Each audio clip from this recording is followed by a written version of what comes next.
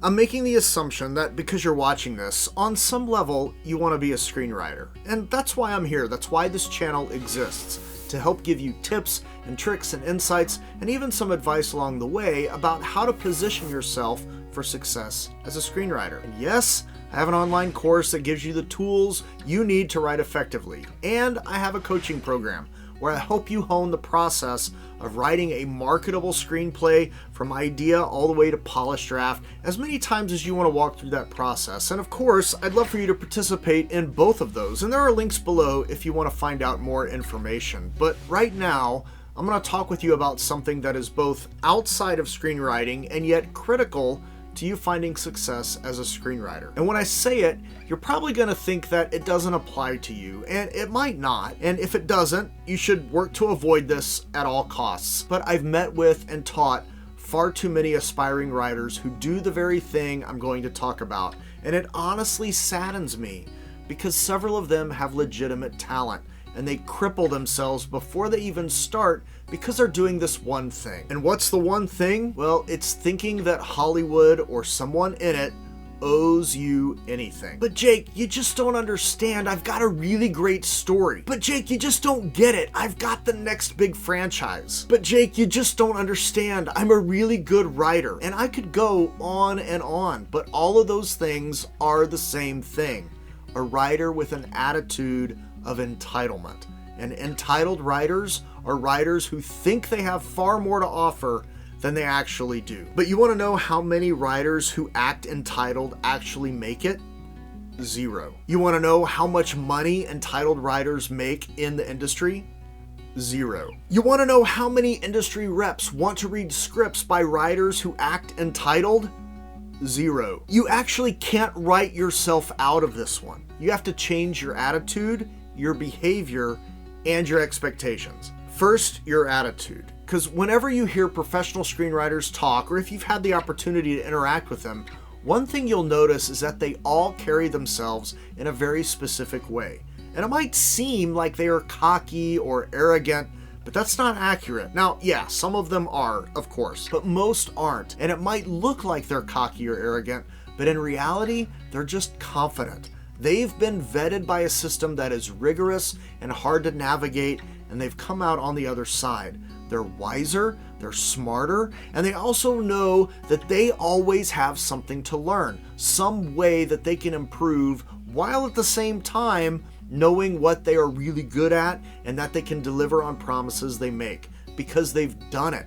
They're coming at things from a place of experience, and experience gives you confidence. But aspiring writers see this attitude and they misinterpret it for cockiness and arrogance and think that that's how writers act, that they're just cocky or arrogant. And some aspiring writers make the mistake of acting like they have it all together, that they've got it all figured out, that Hollywood people just don't recognize my genius yet. And that might be true, but they will never even take the time to look for your genius because you're acting like an arrogant idiot. If you don't leave the entitled attitude at the door, there is nothing you can learn from reading any book, talking to any industry professional, watching any YouTube video that's going to help you. Not a thing. Acting entitled is death to any screenwriting dreams that you may have. Because the problem is the attitude then spills into your behavior. And most often this is associated with some sort of online rant about how the writer was mistreated or how their script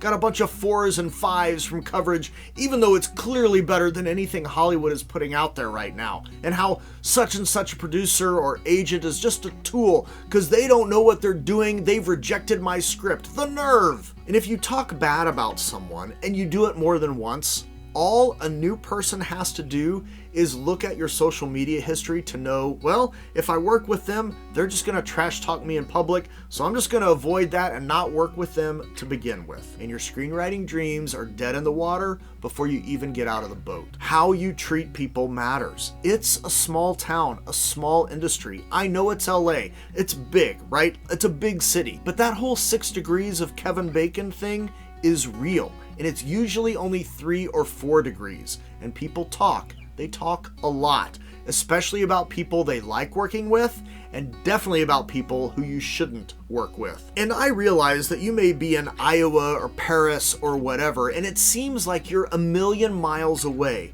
but your behavior creates perceptions of you, especially online, and those perceptions go a long way. So if you aren't curbing your attitude and your behavior is then displaying an entitled screenwriter warning, any expectations you have about fighting success will not be met. I mean, maybe you can place in a contest if your writing is actually any good.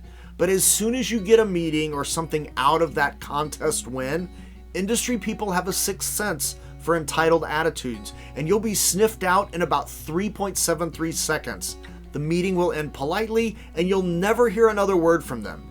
And then you'll go online and rip them about how it's all their fault and how they just don't get you and how it's just not fair. And at that point, any other screenwriting expectations you have won't be met.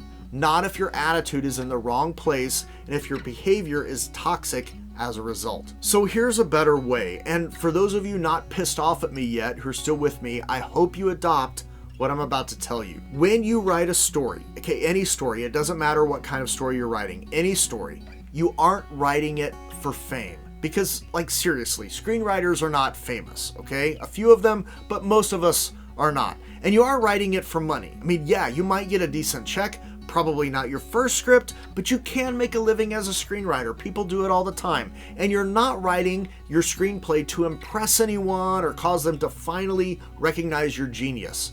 Successful writers, hear me, successful writers are benevolent. You see, sharing a story with anyone is, at its core, an act of benevolence. You are offering something, serving them with a servant attitude, a screenplay, a story that they will benefit from, a story they will love, a story they will connect with, a story they may learn something from, or be reminded of something important because of their participation in the story. And if you know that, then you start to approach every story with a benevolent attitude. And if you move any reader in that way, they will want to work with you. They will want to pay you money so they can feel that way again. But you have to offer something worthwhile. Hollywood isn't just going to pay you because of your genius. They're going to pay you because you make them feel like they got something of value from you. They're going to pay you because you understand that the act of sharing stories is a benevolent act. And when you have something of value to offer,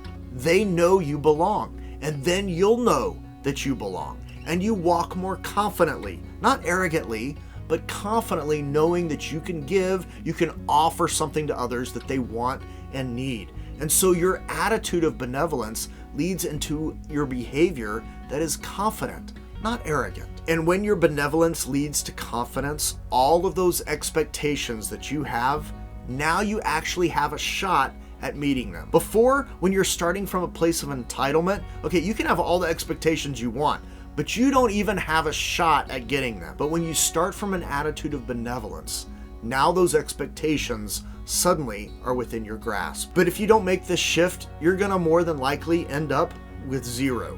And I don't want that for you. You have stories inside of you that only you can tell and that our world needs to hear. So approach any storytelling exercise with an attitude of benevolence. It'll come through in your writing, and only then do you have a chance at finding success. Now, of course, attitude isn't the only thing. I mean, it gets you on the right road, but it doesn't get you all the way down it. Okay, your writing skills have to be exceptional. You must have a marketable story, and you absolutely must execute your story with precision.